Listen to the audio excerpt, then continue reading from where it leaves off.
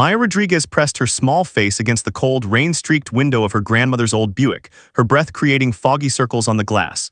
At 7 years old, she knew she shouldn't be awake at 11 p.m. on a school night, but Abuela had practically dragged her from her bed, wrapping her in a jacket over her frozen pajamas without explanation.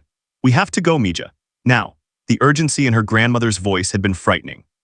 The windshield wipers beat a frantic rhythm as they pulled up across the street from Uncle Martin's corner store, the little bodega where Maya bought candy with her allowance every Saturday. But tonight, it looked nothing like the warm, familiar place she loved. Police cars surrounded it like sharks circling prey, their lights flashing red and blue against the wet pavement, turning the ordinary street into something from a movie. Maya counted 4 police cars, an ambulance, and what looked like a dozen officers moving in the darkness. "Stay in the car, Maya, lock the doors. Don't open them for anyone but me," Abuela commanded, her wrinkled hands shaking as she fumbled with her seatbelt. Before Maya could ask why, her grandmother was running toward the police line, her house dress flapping, calling out in Spanish for her grandson. Maya's heart hammered against her ribs. Where was Carlos? Her 16-year-old cousin was supposed to be working the evening shift at the store helping Uncle Martin close up. Carlos, who let her pick extra gummy bears from the candy jars. Carlos, who walked her home from school when Mommy worked late. Carlos, who was saving money for college and talked about becoming an engineer. Then she saw movement. The store's glass door exploded outward and a figure burst through, tall, lanky, unmistakably Carlos in his store employee vest, but something was wrong. He wasn't running away from the store, he was running toward the police and his hands were raised high above his head, fingers spread wide like he was reaching for the sky. Don't shoot, I'm not armed." Carlos's voice cracked with terror, carrying across the wet street even through the car's closed windows. Maya's small hands gripped the door handle. She wanted to scream, to call out to him, but fear locked her throat shut. 2 officers stood in aggressive stances near their patrol car, flashlight beams crossing like swords in the rain. One was tall and broad-shouldered, Officer Derek Mitchell, though Maya didn't know his name then. The other was younger, thinner, his hand hovering near his weapon. Officer Mitchell shouted something Maya couldn't quite hear, his voice deep and commanding. Carlos stopped running, dropping to his knees in the middle of the street, hands still raised, still visible, still clearly unarmed. Maya could see his face in the harsh glare of the police lights. He looked terrified, tears mixing with rain on his cheeks. "I work here, I was in the back, please, I didn't do anything." Carlos's voice was high-pitched with panic, nothing like his usual cool teenage confidence. What happened next would replay in Maya's mind every night for weeks, frame by frame, like a movie she couldn't stop watching. Officer Mitchell's hand went to his belt, but not to his gun. It went to a lead, a thick leather leash attached to something massive and dark in the back of his patrol car. The vehicle's door swung open and out bounded the biggest dog Maya had ever seen. A German Shepherd, easily 80 pounds of muscle and fur, its coat gleaming wet in the police lights. The dog was beautiful and terrifying all at once, moving with predatory grace. "Rex, ready," Officer Mitchell's voice carried authority that made even Maya straighten in her seat. The dog Rex stood at attention, every muscle coiled, focused entirely on Carlos, who remained motionless on his knees, hands still raised in surrender. Maya saw Officer Mitchell's face clearly for just a moment. The streetlight illuminated his features and she saw something there, uncertainty, hesitation. His eyes darted to his partner, then back to Carlos. His hand tightened on Rex's lid and his jaw clenched. For just a heartbeat, he seemed to be reconsidering. But then his partner said something urgent, pointing at Carlos, and Officer Mitchell's expression hardened into determination. "Rex, bite." The command cracked through the air like a whip. Rex launched forward with terrifying speed, a brown and black blur of fury. Carlos didn't run, he didn't move. He kept his hands raised, frozen in compliance, his eyes squeezed shut. The dog covered the distance in seconds, and then came the sound that would haunt Maya's nightmares, Carlos's scream of pure agony as Rex's jaws clamped onto his right forearm. Maya's own scream died in her throat. Her hands flew to her mouth. Carlos collapsed sideways, Rex shaking his head viciously, trained to hold and control. Blood bloomed dark against Carlos's wet skin. Other officers rushed forward, shouting commands. Rex finally released on Mitchell's order, and Carlos curled into a ball, cradling his mangled arm, sobbing. But Maya had seen something the officers clearly hadn't noticed or didn't care about. She had watched the entire sequence from her unique vantage point across the street. Carlos hadn't been fleeing. He had been running toward the police to surrender. His hands had never lowered. He had dropped to his knees in submission. He had announced he was unarmed. He had complied with every unspoken rule she'd ever heard about what to do when police stop you. And they had released the dog anyway. In the chaos that followed, paramedics rushing forward, Abuela's wailing, Uncle Martin being brought out in handcuffs, neighbors gathering despite the late hour, Maya sat perfectly still in the back seat, her Mr. Button stuffed dog clutched to her chest. She watched as Officer Mitchell bent down to Rex, praising the dog, running his hand over the shepherd's head. "Good work, boy, good work." But as Mitchell stood, Maya saw his face again. The hardness was gone, replaced by something that looked almost like regret. He glanced back at Carlos being loaded into the ambulance, and his jaw worked like he was chewing words he couldn't quite spit out. His partner clapped him on the shoulder, said something that made Mitchell nod stiffly, but his eyes remained troubled. Maya noticed everything. The way Mitchell's hand trembled slightly as he loaded Rex back into the patrol car. The way he stood alone for a moment, staring at the blood on the pavement being washed away by rain. The way he took a long, shuddering breath before returning to write his report. When Abuela finally returned to the car, she was crying, mascara running down her weathered cheeks. "They're saying Carlos tried to run, that he resisted arrest, that he was the robber." She crossed herself repeatedly. "Dios mío, what are we going to do?" Maya found her voice small and certain. But Abuela, he didn't run away, he ran to them, his hands were up the whole time. Her grandmother looked at her as if seeing her for the first time that night. You saw everything." Maya nodded, tears finally spilling down her own cheeks. Carlos was being good, he was trying so hard to be good, but they hurt him anyway.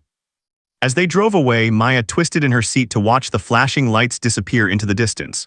She hugged Mr. Buttons tighter and whispered to the stuffed dog, "Rex is a good boy too. He was just doing what they told him, but what they told him was wrong." She didn't know it yet, but those thoughts, that simple childlike distinction between following orders and the rightness of those orders, would become the foundation of testimony that would shake an entire police department. That rainy night was just the beginning. 3 weeks had passed since that terrible night, but for the Rodriguez family, time had stopped moving forward. It circled endlessly around the same nightmare playing on loop. Carlos sat at the defendant's table in courtroom 4B of the Jefferson County Courthouse, his right arm still bandaged heavily, the white gauze a stark reminder against his borrowed suit jacket. 23 stitches held his flesh together where Rex's teeth had torn through muscle and tissue. The scars, the doctor had said, would be permanent. Maya watched from the gallery, squeezed between her mother and grandmother, her legs dangling from the hard wooden bench. She wore her best church dress, the navy blue one with white flowers, because Mommy said court was serious like church and you had to show respect. But Maya didn't feel respectful. She felt angry, confused, and scared for Carlos, who kept glancing back at his family with eyes that looked 10 years older than they had a month ago. At the prosecution's table, Assistant District Attorney Jennifer Walsh stood with the confidence of someone who had won this case 100 times before. Her burgundy suit was pressed sharp as a knife's edge, her blonde hair pulled into a severe bun. She shuffled papers with practiced efficiency, occasionally whispering to the lead detective on the case. Everything about her radiated certainty, authority, and the full weight of the law. "Your Honor," Walsh began when Judge Thornton called the preliminary hearing to order, "the facts of this case are straightforward. On the night of October 15th, Martinez Corner Store was robbed at gunpoint. The perpetrator stole approximately $400 and fled when police arrived. Officers Mitchell and Stevens responded to the 911 call and observed the defendant, Carlos Rodriguez, fleeing the scene." Maya's small hands clenched into fists. That wasn't what happened, that wasn't true at all. Walsh clicked a remote and images appeared on a screen, the store's exterior, broken glass from a display case, the empty cash register drawer. The defendant has a juvenile record, 2 prior incidents of shoplifting and 1 arrest for vandalism. When confronted by police, he refused to comply with verbal commands and made threatening movements toward the officers, necessitating the use of K-9 force. Carlos's public defender, David Chen, sat slumped in his chair, taking notes but looking overwhelmed. He was a thin man in his early 40s with graying hair and a tie that had seen better days. His briefcase was stuffed with folders from at least a dozen other cases, all demanding his attention. The public defender's office was perpetually understaffed, and Chen had the weary look of someone drowning in responsibility. The defendant's fingerprints were found on merchandise near the broken display case, Walsh continued, her voice carrying easily through the courtroom. Officers Mitchell and Stevens performed their duties exactly as trained. K-9 Officer Rex has an impeccable service record, 43 successful apprehensions, 0 incidents of excessive force. The defendant brought this upon himself through his criminal actions and refusal to comply. Maya's mother squeezed her shoulder, feeling the tension radiating from her small body. "Shh, Mija, not now," she whispered when Maya opened her mouth to protest. When it was Chen's turn to speak, he rose slowly, fatigue evident in every movement. "Your Honor, my client maintains his complete innocence. Carlos Rodriguez was an employee at Martinez Corner Store. Of course, his fingerprints were on the merchandise, he worked there. He was in the back storage room doing inventory when the actual robbery occurred. When he heard the commotion and came out, the robber was already gone and police were arriving." Chen's voice gained a bit of strength as he warmed to his argument. Carlos did exactly what any innocent person would do. He attempted to cooperate with police. He ran toward the officers with his hands raised, clearly visible, announcing he was unarmed. The deployment of the K-9 unit was not only excessive but completely unwarranted. This is a case of mistaken identity compounded by excessive force. Walsh stood for her rebuttal, her smile thin and sharp. The defense would have us believe that two trained police officers responding to an active robbery scene somehow mistook a compliant, cooperative individual for a fleeing suspect. That strains credulity, Your Honor. Officer Mitchell's report is clear and consistent with Officer Stevens' account. The defendant exited the store rapidly, ignored multiple commands to stop and get on the ground, and made movements that appeared threatening in the context of an armed robbery response. Judge Thornton, a black woman in her late 50s with sharp eyes that missed nothing, leaned forward. Mr. Chen, do you have any witnesses who can corroborate your client's version of events? This was the moment.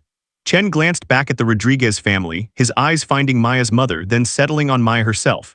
The little girl sat perfectly still, her dark eyes enormous in her small face, fixed on Carlos with an intensity that seemed far too mature for 7 years old. Chen had met with the family twice since taking the case. The second meeting had been 4 days ago in his cramped office that smelled of old coffee and desperation. Maya's mother, Rosa, had gripped his desk and said the words that had kept him awake every night since. My daughter saw everything. She was there. She saw what really happened. Chen had been skeptical at first. A 7-year-old witness, against 2 police officers, a police dog service record, and a prosecutor who ate public defenders for breakfast.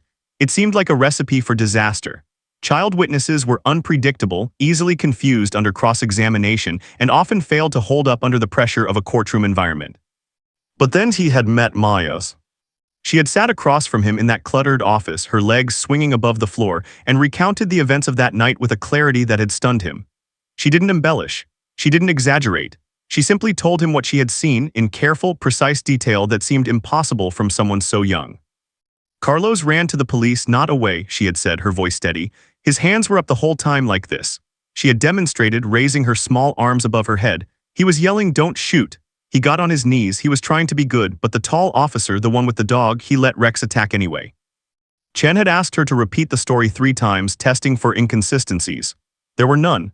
He had asked trick questions, trying to confuse her timeline. She had corrected him patiently, as if he were the child and she the adult. But here's what's important, Maya had said, leaning forward with surprising intensity. The officer looked confused, just for a second before he said the command. He looked at Carlos and his face was like he wasn't sure. But then the other officer said something and he made Rex bite Carlos anyway. That detail had given Chen pause. It suggested hesitation, uncertainty, a crack in the prosecution's narrative of clear and appropriate use of force. Now, standing in the courtroom with Judge Thornton awaiting his answer, Chen made a decision that would either save Carlos Rodriguez or destroy what little remained of his career's credibility. Yes, Your Honor, we have a witness. A 7-year-old girl who was present at the scene and observed the entire incident from across the street.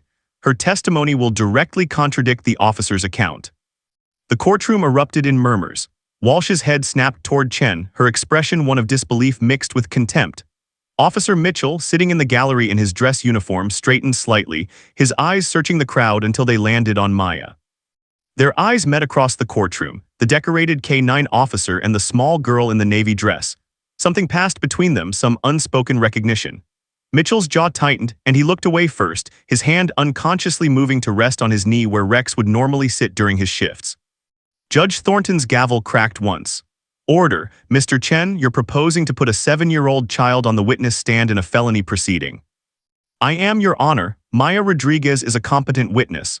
She was present, she was alert, and her recollection of events is detailed and consistent. The jury has a right to hear her testimony. Walsh rose quickly. Your Honor, this is clearly a desperate attempt to garner sympathy. A child witness of that age is highly susceptible to suggestion, especially when testifying about a family member. Her testimony would be unreliable at best, coached at worst. I would move to exclude her as a witness entirely. Chen felt his temper flare, a rare occurrence that signaled how deeply this case had gotten under his skin. The prosecution has no problem relying on a dog's behavior as evidence of my client's guilt, but objects to a human child's eyewitness account. That's an interesting position, Your Honor. A few people in the gallery actually chuckled. Judge Thornton's lips twitched, suggesting she wasn't entirely immune to the irony either. I'll allow preliminary testimony to assess the witness's competency, Thornton ruled. But Mr. Chen, that child better be prepared. This isn't show and tell. If I sense for one moment that she's been coached or is unreliable, I'll exclude her testimony and you'll have nothing. Are we clear? Crystal clear, Your Honors. As the hearing adjourned, Chen gathered his papers with hands that trembled slightly. Rosa Rodriguez approached him in the hallway, Maya holding her hand tightly. Can she really do this? Rosa asked, her voice thick with worry. Will they hurt her up there, attack her? Chen knelt down to Maya's level, looking into those serious, dark eyes.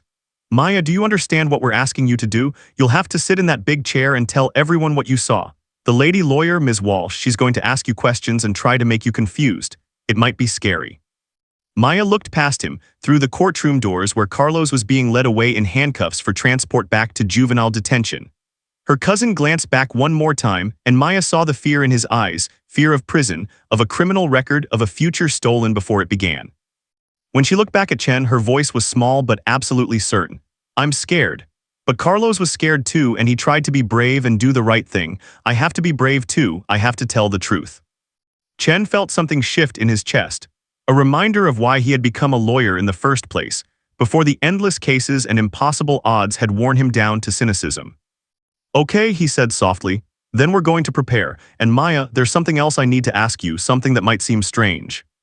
He explained his idea, the request that had been forming in his mind ever since Maya had said something in his office that he couldn't stop thinking about. Rex is a good boy too. He was just doing what they told him. When Chen finished explaining what he wanted to do, Rosa looked horrified, but Maya's face lit up with something like hope. Yes, she said simply, Rex should be there, he deserves to hear the truth too. And just like that, the stage was set for the most unusual testimony David Chen had ever presented in 15 years of practice. A 7-year-old girl, a police dog, and 2 words that would change everything. The trial date was set for 3 weeks away. The real battle was about to begin. Maya's bedroom had become a prison of shadows and fear. Every night since the preliminary hearing, she lay awake under her constellation-patterned blanket, staring at the glow-in-the-dark stars on her ceiling, waiting for the nightmares to come. They always did, usually around 2 a.m., jolting her awake with a gasp that sometimes woke her parents in the next room. The dreams were always variations of the same scene, Carlos on his knees in the rain, hands raised, and Rex launching through the air in slow motion. But in her nightmares, the dog's eyes glowed red like a monster's, and when she tried to scream for them to stop, no sound came out. Sometimes Carlos turned to look at her, blood streaming from his arm, asking, "Why didn't you help me?" Other times, Rex turned on her instead, those massive jaws opening wider and wider until they could swallow her whole. She would wake up clutching Mr. Buttons, her stuffed golden retriever, tears soaking into his worn fur. Mr. Buttons had been her comfort since she was 3, a gift from her father. Now she whispered secrets to him in the darkness, practicing the words she would need to say in court. I saw Carlos with his hands up, she would murmur to the stuffed dog. I saw everything. The officer looked confused, but then he gave the command anyway. But saying it to Mr. Buttons in her safe bedroom was different from imagining saying it in that huge courtroom with all those people staring at her.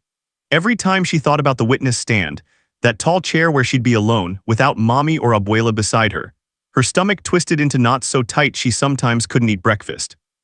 School had become difficult too. Her second-grade teacher, Mrs. Patterson, had pulled her aside twice to ask if everything was okay at home. Maya's grades were slipping. She daydreamed during math lessons, staring out the window.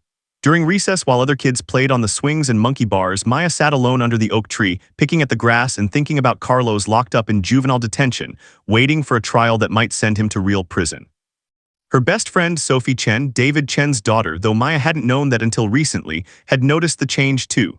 Sophie was 8, a year older, with her father's sharp eyes and her mother's warm smile.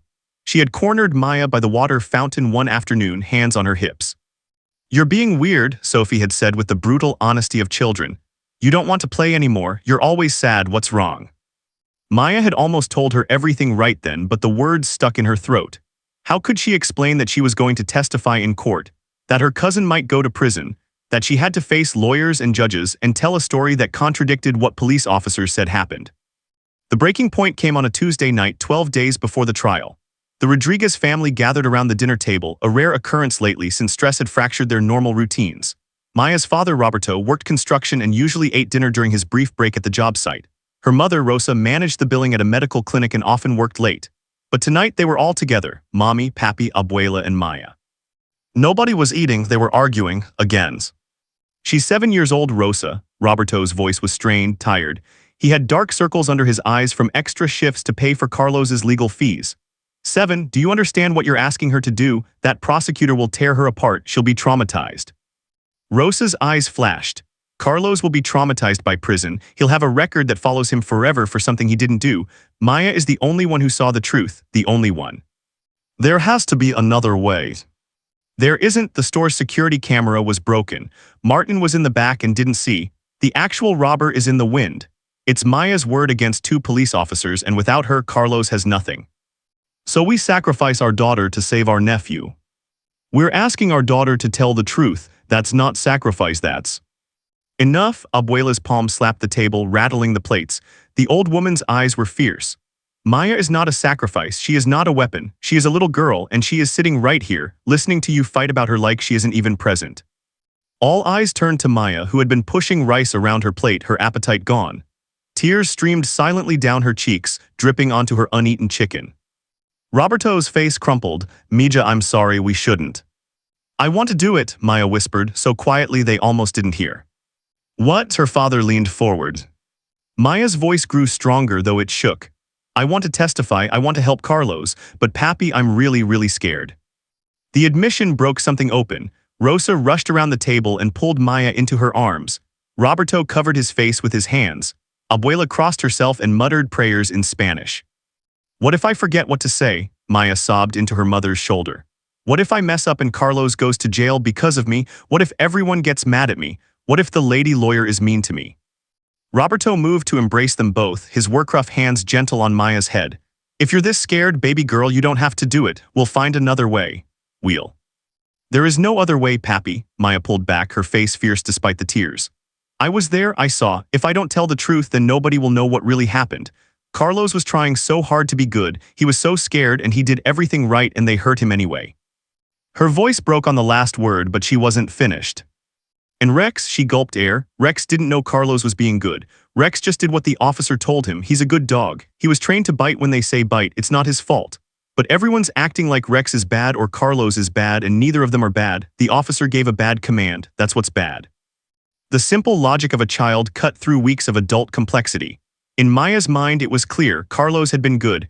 Rex had been good. The system that brought them together in violence, that was the problem. David Chen had been right to take this case seriously. This 7-year-old understood something profound that most adults missed in their rush to assign blame and pick sides. After dinner, Rosa sat on the edge of Maya's bed, helping her change into pajamas. Baby, I need you to understand something. When you testify, you can't say what you think or what you believe. You can only say exactly what you saw with your own eyes. Do you understand the difference? Maya nodded slowly. I saw Carlos run toward the police with his hands up. I saw him drop to his knees. I saw the officer's face look confused. I saw Rex bite Carlos. Those are the things I saw. Exactly right, Rosa kissed her forehead. Just tell them what you saw and tell them the truth. That's all anyone can ask. But after her mother left, turning off the light and closing the door to just a crack the way Maya liked it, the fear came rushing back. Maya hugged Mr. Buttons tight and stared at the glowing stars above her bed. I can do this, she whispered to the stuffed dog. I have to do this for Carlos. Mr. Buttons, of course, didn't answer. But Maya found herself thinking about another dog, a real one, with intelligent brown eyes and powerful jaws that could tear flesh or, in other circumstances, probably play fetch and sleep by a fireplace like any other pet. She had been thinking about Rex constantly since the preliminary hearing.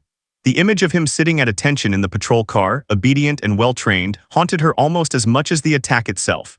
In her mind, Rex wasn't a monster. He was like Mr. Buttons would be if he were real, a good dog who loved his person and wanted to do his job right. That's when the idea had crystallized, the one she had shared with David Chen. She needed Rex to be there when she testified, not to scare her or make her relive the trauma, but because Rex was part of the truth. Rex needed to be seen not as a weapon, but as what he really was, a dog following commands for better or worse. The next morning, Maya dragged herself to school exhausted from another nightmare-interrupted night. But during morning announcements, something unexpected happened.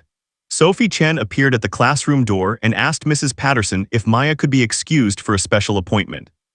Maya was led to the school counselor's office, where David Chen sat waiting with a warm smile and a box of donuts.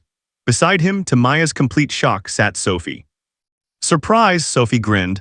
Dad told me what you're doing. You're going to be a witness. That's so cool and brave. Chen chuckled. I thought you could use a friend today, Maya. And Sophie has been in courtrooms with me before. She knows they're not as scary as they seem. I thought maybe she could help you prepare." Over the next hour, Sophie and her father transformed Maya's terror into something more manageable. They played courtroom, with Sophie pretending to be the prosecutor, asking Maya silly questions to make her laugh. "Is it true you like ice cream more than vegetables?" Sophie asked in an exaggerated, serious voice. "Yes," Maya giggled. "And isn't it true that you once told your teacher your dog ate your homework?" "No, I don't have a real dog." "Aha, so you admit you lied about the dog." Chen interrupted, smiling. "See, that's called a trick question. Prosecutors do that, they try to confuse you or make it seem like you said something you didn't. When that happens, you just stay calm and tell the truth. If you don't understand a question, it's okay to say, 'I don't understand.'" They practiced for hours, how to sit in the witness chair, how to speak clearly, how to handle being nervous. Chen never once told Maya what to say about the incident itself. He only helped her prepare for the experience of testifying. As the session ended, Chen knelt down to Maya's level. "There's one more thing we need to talk about. Your request to have Rex in the courtroom, I submitted it to the judge and she approved it. Rex will be there." Maya's eyes went wide. "Really? Really? But Maya, I need to know, are you absolutely sure? Seeing him again might be frightening." Maya thought about her nightmares, about Rex's glowing red eyes in her dreams. But then she thought about the real Rex, sitting obediently in that patrol car, just a dog doing his job. "I'm sure," she said firmly. "Rex should hear the truth too, and everyone should see that he's not a monster, he's just a dog." Chen's eyes got suspiciously shiny. "You know what, Maya? You're going to be an amazing witness. Not because you're going to perform or say what people want to hear, but because you understand something important. The truth isn't about making people into heroes or villains. It's just about saying what actually happened." That night, Maya slept better than she had in weeks. The nightmares didn't disappear entirely, but when she woke from them, she had new tools to calm herself. She would remember Sophie's silly questions, Chen's patient coaching, and most importantly, her own growing certainty that she could do this. 10 days before the trial, Maya made a decision. She asked her mother to take her to the library, where she checked out every book about German shepherds she could find. She studied them obsessively, learning about the breed, their intelligence, their loyalty, their history as working dogs. "Why do you want to know so much about these dogs?" Rosa asked, puzzled. "Because," Maya said, running her finger over a picture of a German shepherd playing with children, "I need to understand Rex. If I'm going to tell the truth about what happened, I need to remember that he's not what I see in my nightmares. He's real. And real things are never as scary as dream things." It was wisdom far beyond her 7 years, born from necessity and courage she didn't know she possessed. The trial was coming. Maya Rodriguez was terrified, but she was ready. The morning of the trial arrived with cruel sunshine, the kind of bright, cheerful day that felt like a mockery of the tension knotting every stomach in the Rodriguez family. Maya stood in front of her bedroom mirror, smoothing down her navy dress for the 100th time while her mother fixed a white ribbon in her dark hair. Her reflection looked small, fragile, impossibly young to carry the weight of what was coming. "You look beautiful, Mija," Rosa whispered, though her voice cracked on the words. Her hands trembled as she adjusted the ribbon. Maya didn't feel beautiful. She felt like she might throw up the toast she'd forced down for breakfast.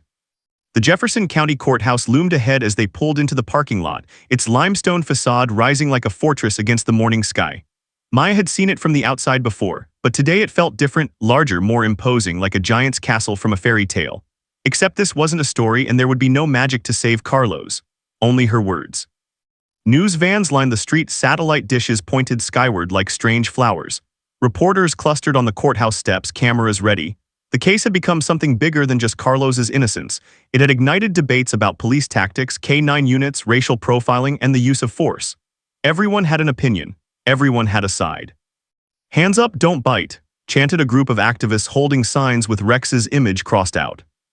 "Back the blue, support our K-9 heroes," counter-protesters shouted from across the street, waving thin blue-line flags. Maya shrank against her father's side as they navigated through the crowd. A reporter thrust a microphone toward them. "Mr. Rodriguez, how do you feel about putting your 7-year-old daughter on the stand?" Roberto's only response was to sweep Maya into his arms and push through faster. Inside, the courthouse was all marble and echoes. Their footsteps clicked against polished floors as a bailiff directed them to courtroom 4B. The hallway outside was packed. Family members, supporters, curious onlookers, and officers in uniform who had come to support their own. Maya spotted Officer Mitchell standing apart from the others, his dress uniform crisp and decorated with commendations. He wasn't looking at anyone, just staring at the wall with an expression Maya couldn't read. David Chen found them in the chaos, his briefcase looking even more battered than usual, but his eyes were sharp, focused. He'd lost weight in the past 3 weeks, working virtually every waking hour on Carlos's case. His wife had brought him meals at the office. Sophie had made him promise to eat. Maya, as he knelt down to her level, blocking out the crowd's noise. "How are you feeling?" "Scared," she admitted, "and my tummy hurts." That's completely normal. Everyone gets nervous before testifying, even adults. But remember what we practiced, okay? Just tell the truth about what you saw, nothing more, nothing less. "Is Rex here?" Maya's voice dropped to a whisper. Chen's expression grew serious. "He will be, but first I need to prepare you for something. The courtroom is going to be very full. There will be a lot of people watching. The jury, 12 people who will decide Carlos's fate, will be sitting right over there." He pointed through the courtroom doors. "Judge Thornton will be at the big desk at the front, and Ms. Walsh, the prosecutor, she's going to ask you questions that might try to confuse you or make you doubt what you saw." Maya nodded, her small hands twisting together. "I remember we practiced." "Good girl," Chen stood and addressed Rosa and Roberto. "Once testimony begins, Maya will be on her own up there. You won't be able to help her or signal to her. Can she handle that?" Before either parent could answer, Maya spoke up. "I can do it. Carlos has been alone in that detention place for weeks. I can be alone for a few minutes." Something in her voice, a steel core wrapped in 7-year-old softness, made Chen believe they might actually have a chance. The courtroom itself was smaller than Maya had imagined, but somehow more intimidating. Dark wood paneling absorbed the light from tall windows. The judge's bench towered above everything like a throne. The witness stand, that's where she would sit, looked impossibly far from where her family would be seated. As people filed in, Maya studied them. The jury box filled with 12 ordinary-looking people, men and women of different ages and races, all wearing serious expressions. They kept glancing at Carlos, who sat at the defense table in a suit that was slightly too big for his thin frame. His bandaged arm rested on the table, a silent testimony to what had happened. Carlos caught Maya's eye and tried to smile, but it came out wobbly and uncertain. She gave him a small wave, and his eyes filled with tears. He quickly blinked away. Assistant District Attorney Jennifer Walsh arrived like a storm system, her presence commanding immediate attention.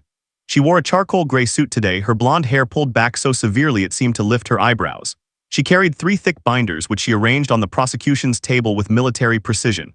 When her eyes swept the courtroom and landed on Maya, her expression revealed nothing. No sympathy, no aggression, just calculating assessment. Officer Derek Mitchell entered with his partner, Officer Stevens. Mitchell had seemed larger that rainy night, but here in the courtroom he looked almost ordinary, just a man in his mid-30s with sandy brown hair and a strong jaw set in rigid lines. He took his seat in the gallery, his hands folded in his lap, his eyes fixed straight ahead. Maya noticed his right leg bouncing slightly, a nervous tic that made him seem more human. "All rise," the Honorable Judge Patricia Thornton presiding. Everyone stood as Judge Thornton swept in, her black robes flowing. She was an imposing woman with silver-streaked hair, intelligent eyes that seemed to see through pretense, and a no-nonsense demeanor that had made her legendary in the Jefferson County legal community. She'd been a public defender herself once, 25 years ago, before becoming a prosecutor and eventually ascending to the bench. She understood both sides of the law intimately. "Please be seated," Thornton's voice carried authority without needing volume. "Before we begin jury selection and opening statements, there is an unusual preliminary matter to address. Mr. Chen has submitted a motion to have a police service dog, specifically K-9 Officer Rex, present in the courtroom during a witness's testimony. Ms. Walsh has objected. I'd like to hear arguments on this issue now." The courtroom erupted in whispers. Several jurors looked confused. Officer Mitchell's head snapped up, his eyes widening. Chen stood and Maya saw the transformation. The tired, overworked public defender became something else in front of a judge, focused, articulate, passionate. "Your Honor, my witness is 7-year-old Maya Rodriguez. The central issue in this case is whether K-9 Rex was appropriately deployed given the circumstances. Maya's testimony will address not only my client's actions, but also her observations regarding the dog and its handler's decision-making." He pulled out a folder. "I've submitted a psychological evaluation from Dr. Sarah Mendez, a child trauma specialist. Dr. Mendez has worked with Maya and believes that having Rex present will actually help her testimony be more accurate and complete. Maya has been having nightmares about the incident, and in those nightmares, Rex has become something monstrous. Seeing the actual dog calm, controlled, simply an animal, will help her distinguish between her trauma response and her actual memories." Walsh shot to her feet. "Your Honor, this is completely unprecedented and highly prejudicial. Having the dog in the courtroom serves no legitimate evidentiary purpose. It's a sympathy ploy designed to manipulate the jury's emotions. Look at this poor little girl confronting the big scary police dog. It's theater, not justice." "It's truth," Chen countered firmly. "Rex is a central figure in this case. He is essentially a witness himself, or rather, his actions are evidence. The jury needs to see him to understand that he's a trained animal following commands. My witness has specifically requested his presence, and I believe her testimony will be more compelling and accurate with him there. Judge Thornton leaned back in her chair, fingers steepled. Ms. Walsh, you plan to present testimony about Rex's training and service record, correct? Yes, Your Honor. And you'll likely bring in his handler, Officer Mitchell, to testify about proper K-9 deployment protocols. That's correct. So Rex is already central to your case. Mr. Chen is simply asking that the dog be present when a witness testifies about him. I don't see how that's prejudicial when you're essentially doing the same thing through testimony and records. Walsh's jaw tightened. Your Honor, there's a significant difference between discussing a dog service record and having the actual animal in the courtroom starring at a child witness. It's intimidating and inappropriate. Actually, Chen interjected, Maya specifically wants Rex there. She's not intimidated by the idea, quite the opposite. She believes Rex deserves to be present for the truth. Those are her words, Your Honor, not mine. Thornton's eyebrows rose slightly. She glanced at Maya, who sat very still in the gallery, her hands folded in her lap, looking far too serious for a 7-year-old. I want to hear from the witness herself, Thornton declared. Maya Rodriguez, please approach the bench. Maya's heart nearly exploded out of her chest. Approach the bench? Now, she wasn't prepared for this. Rosa gave her an encouraging squeeze and Maya stood on shaking legs. The walk to Judge Thornton's bench felt like miles. Every eye in the courtroom followed her. She heard whispers, the scratch of reporters' pens, the whir of a news camera that someone had been allowed to bring in. Judge Thornton looked down at her and Maya expected sternness, intimidation. Instead, the judge's expression softened just slightly. Hello, Maya, I'm Judge Thornton. You don't need to be scared. I just want to ask you a few questions. Can you do that for me? Maya nodded, not trusting her voice. I need you to use your words, sweetheart. The court reporter needs to hear you say yes or no. Yes, ma'am, Maya's voice came out small but clear. Good, now I understand you want police dog Rex to be in the courtroom when you testify. Is that true? Yes, ma'am. Can you tell me why, in your own words? Maya took a breath, thinking of all the nights she'd practiced with Mr. Buttons, all the conversations with David, Chen, and Sophie. Because everyone keeps talking about Rex like he's a bad dog or a weapon, but he's not. He's just a dog who was trained to do things. When his officer told him to bite my cousin, Rex did it because that's what he's supposed to do. He didn't know Carlos was innocent. He was just being a good dog. The courtroom was absolutely silent. Maya continued, her confidence growing. And I have nightmares about Rex. In my dreams, he's like a monster with red eyes and huge teeth, but that's not real. The real Rex is just a dog. If I see the real Rex when I tell what happened, I can remember the truth better instead of the nightmare version. Does that make sense? Judge Thornton's expression was unreadable, but something flickered in her eyes, surprise, maybe, or respect. That makes perfect sense, Maya. Are you afraid of Rex? Maya thought about this carefully. A little bit, but I'm more afraid of lying by accident because I'm remembering my nightmares instead of what really happened. My abuela says the truth is the most important thing, even when it's scary. Your abuela is a wise woman. Thornton looked at the lawyers. I'm going to allow it. Rex will be present during Maya's testimony under strict conditions. Officer Mitchell, as Rex's handler, you will keep the dog under complete control at all times. He will be seated quietly in a designated area where the jury can see him but where he poses no threat or disruption. Any issues and he's removed immediately. Are we clear? Mitchell stood, yes, Your Honor. His voice was rough, uncertain. Walsh looked like she'd swallowed something sour, but she nodded stiffly. Good, Maya, you can return to your family. We'll proceed with jury selection, then opening statements. You'll likely testify tomorrow. As Maya walked back to her seat, she caught Officer Mitchell watching her with an expression she couldn't quite name. It wasn't anger or resentment, it looked almost like sadness, regret. The morning proceeded with the tedious process of selecting jurors. Maya tried to pay attention but found her mind wandering. Tomorrow she would sit in that witness stand. Tomorrow Rex would be there. Tomorrow she would tell the truth that could free Carlos, or if she failed, condemn him. During a recess, Chen pulled the Rodriguez family aside into a private conference room. Maya, you did beautifully with the judge, but I need you to understand something important. When you testify tomorrow, Ms. Walsh is going to try to make you doubt yourself. She might raise her voice. She might ask the same question 10 different ways. She might suggest that you're confused or making things up to protect Carlos. None of that means you did anything wrong. It's just her job. But my job is just to tell the truth, Maya said simply. Exactly right, Chen smiled, but it didn't reach his tired eyes. Just remember, you saw what you saw. No one can take that away from you. As they left the conference room, Maya nearly collided with someone in the hallway. She looked up and found herself face to face with Officer Derek Mitchell. Up close, he was even more human than he'd seemed from a distance. She could see the worry lines around his eyes, the tension in his jaw, the way his hands clenched and unclenched at his sides. They stared at each other for a long moment. The police officer whose decision had changed lives, and the little girl who was about to challenge his version of events. "I'm sorry you have to go through this," Mitchell said finally, his voice low. "A kid your age shouldn't have to be in a courtroom." Maya tilted her head, studying him. "My cousin is only 16, he shouldn't have to be in a courtroom either, but here we are." Mitchell flinched like he'd been slapped. Before he could respond, Rosa stepped between them protectively and they hurried away. But Maya glanced back once and saw Mitchell standing alone in that hallway, looking more lost than any police officer should ever look. And in that moment she understood something important. This wasn't just about Carlos or Rex or even justice. It was about what happens when good people make bad decisions and whether the truth could fix what had been broken. Tomorrow would tell. Maya didn't sleep at all the night before her testimony. She lay in bed watching the digital clock on her nightstand tick from 11:47 to 11:48 to 11:49, each minute feeling like an hour. Mr. Buttons was clutched so tightly against her chest that his stuffing had shifted to one side. Outside her window the world was quiet and dark, but inside her mind 1,000 worries screamed for attention. What if she froze up there and couldn't speak? What if she started crying and couldn't stop?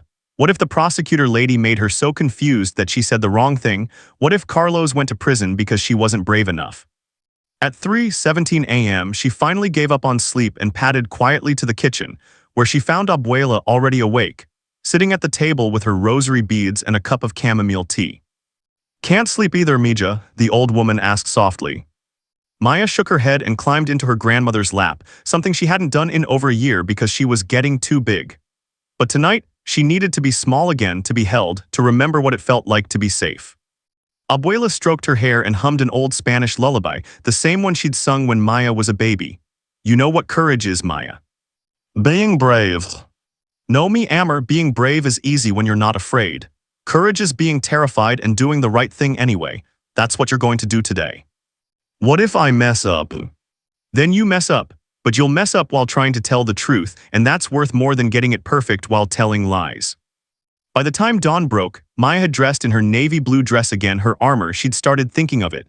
Rosa braided her hair with careful precision, her fingers gentle despite her own nervousness.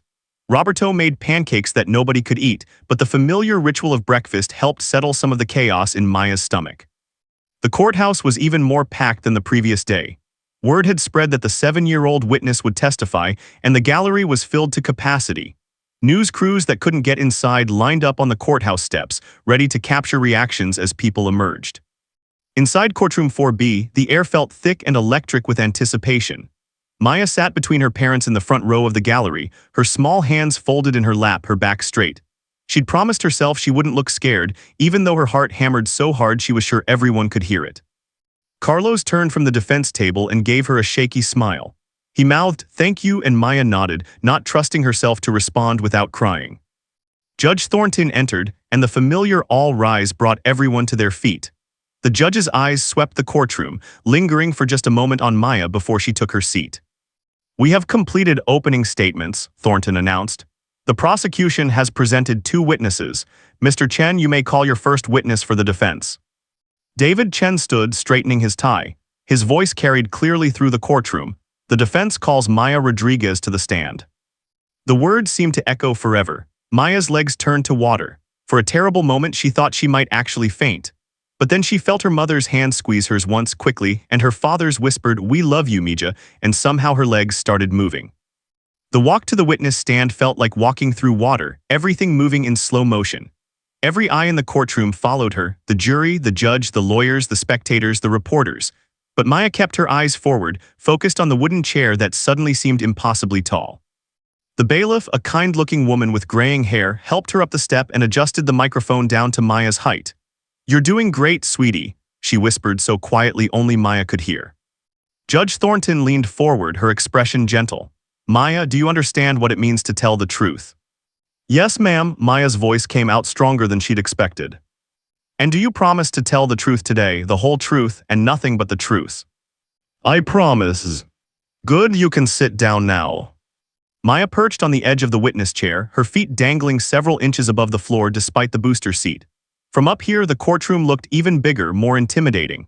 She could see everything, the jury watching her with curious expressions, Carlos with his hands clasped tightly on the table, her parents in the gallery looking like they might shatter from stress. And then she saw Rex. Officer Mitchell had just entered through a side door, and at his side walked the German shepherd. Rex moved with fluid grace, his coat glossy under the courtroom's fluorescent lights, his ears alert but relaxed. He was bigger than Maya remembered, but he wasn't the monster from her nightmares. He was just a dog, beautiful, powerful, and completely calm. Mitchell guided Rex to a designated spot near the jury box, where a mat had been placed. "Rex, sit, stay." The dog obeyed instantly, settling onto his haunches with perfect posture, his brown eyes scanning the room without aggression. Maya's breath caught. In her nightmares, Rex had glowing red eyes and foam dripping from his jaws. But the real Rex looked almost gentle, his head tilted slightly as if curious about all these humans gathered in one place. When his eyes passed over Maya, there was no recognition, no malice, just the alert attention of a well-trained working dog. Something inside Maya's chest loosened. The nightmare version lost its power in the presence of reality. David Chen approached the witness stand with a warm, encouraging smile. "Hi Maya, how are you feeling today?" "Nervous," she admitted, and a few people in the gallery chuckled softly, breaking some of the tension. "That's completely normal. I'm nervous too, and I do this all the time." More quiet laughter. Chen was deliberately putting her at ease, establishing rapport before diving into difficult questions. "Maya, can you tell the jury how old you are?" 7, I'll be 8 in February. "And what grade are you in?" "Second grade, Mrs. Patterson's class." "Do you know Carlos Rodriguez, the young man sitting at that table?" Maya looked at Carlos, whose eyes were shining with unshed tears. "Yes, he's my cousin." "Are you close with your cousin?" "Yes, he walks me home from school sometimes. He lets me pick extra candy at Uncle Martin's store. He's teaching me to ride a bike without training wheels." "So you care about Carlos?" "Oh yes. And because you care about him, you want to help him, right?" Maya paused, thinking carefully. This felt like a trick question, but she couldn't figure out how. "I want to tell the truth. If the truth helps him, then yes. But I'm going to tell the truth even if it doesn't help him, because that's what you're supposed to do." Chen's smile widened genuinely. "That's exactly right, Maya. Now I want to ask you about the night of October 15th. Do you remember that night?" "Yes," the courtroom seemed to hold its collective breath. "Can you tell the jury where you were that night?" "I was in my abuela's car, across the street from Uncle Martin's store." "Why were you there so late at night?" "Abuela got a phone call. She said something bad happened and we had to go. She made me get dressed really fast and we drove to the store." "What did you see when you got there?" Maya took a deep breath. This was it, the moment everything depended on. There were police cars everywhere, lights flashing. Abuela told me to stay in the car and lock the doors. I was looking out the window and then I saw Carlos. "What was Carlos doing?" "He ran out of the store, but he wasn't running away, he was running toward the police cars." In the gallery, someone gasped. One of the jurors leaned forward, suddenly more attentive. "How do you know he was running toward the police and not away?" "Because I could see which direction he was going. He came out of the store and ran straight at the police officers, and his hands were up like this." Maya raised her small arms above her head, demonstrating, "All the way up. I could see them even from across the street because the police lights were so bright." "What was Carlos saying? Could you hear him?" "Yes, he was yelling, 'Don't shoot, I'm not armed.' He said it over and over." Chen walked slowly, letting the testimony sink in. "What happened next?" "Carlos dropped to his knees in the street. He kept his hands up. He was kneeling down with his hands up in the air." "Was he making any threatening movements?" "No, he was trying to show he wasn't dangerous. He looked really, really scared." "Then what happened, Maya's?" This was the hardest part. Maya's eyes drifted to Rex, who sat calmly watching the proceedings with canine patience. One of the police officers, the tall one, he went to his car and let Rex out. "Can you point to which officer you're talking about?" Maya pointed at Officer Mitchell, who sat rigid in the gallery, his face pale. "That one, he's Rex's officer." "That's Officer Derek Mitchell, for the record," Chen clarified. "What did Officer Mitchell do after he brought Rex out?" "He held Rex's leash. Rex was standing at attention like he is now. The officer was looking at Carlos, who was still on his knees with his hands up." "Did you see Officer Mitchell's face?" This was the detail that mattered most.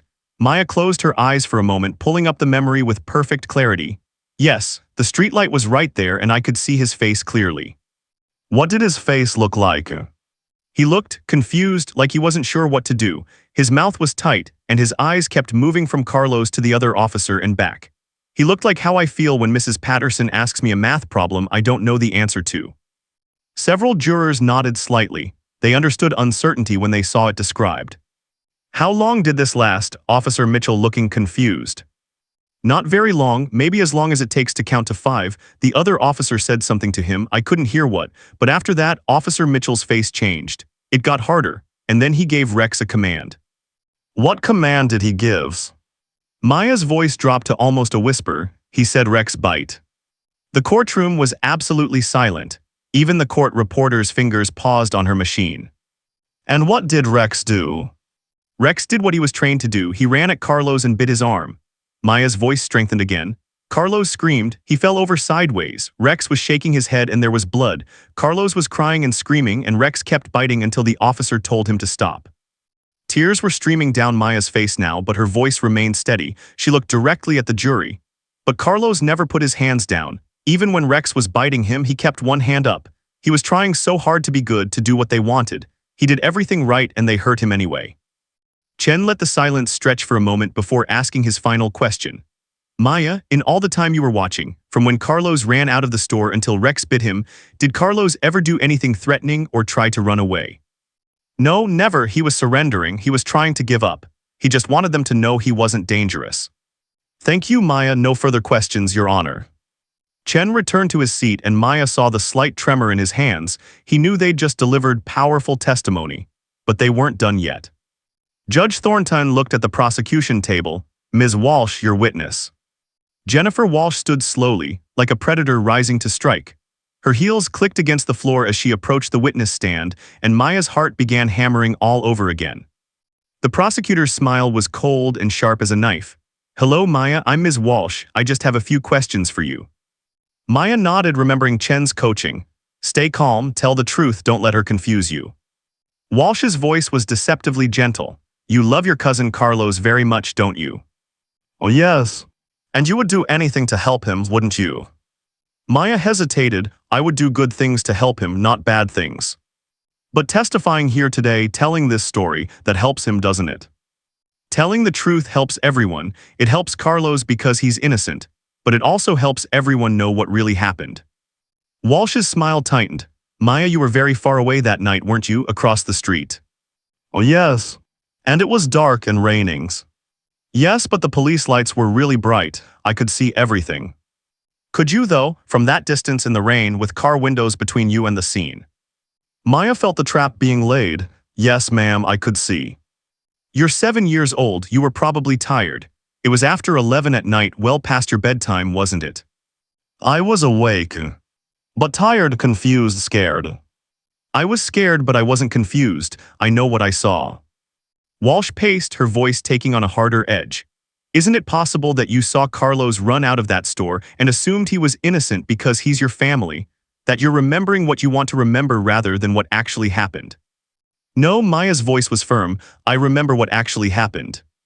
Really? Because Officer Mitchell and Officer Stevens both say that Carlos was fleeing, that he ignored commands, that he made threatening movements.